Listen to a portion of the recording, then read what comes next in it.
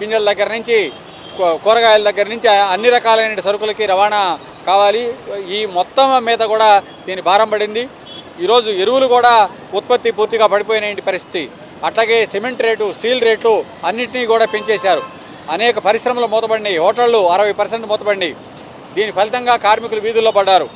అందువల్ల మేము ప్రభుత్వాలని ప్రశ్నిస్తున్నది ఏమిటంటే, మీరు అసలు ప్రజల తరఫున పరిపాలిస్తూ ఉన్నారా, లేదా అమెరికన్ సామ్రాజ్యాల తరఫున పరిపాలిస్తూ ఉన్నారా?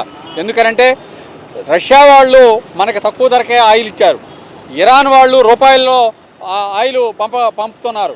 అమెరికా వాళ్ళు వద్దంటే, ట్రంప్ వద్దంటే మోడీ వాళ్ళ దగ్గర నుంచి ఆయిల్ కొనడం మానేశాడు.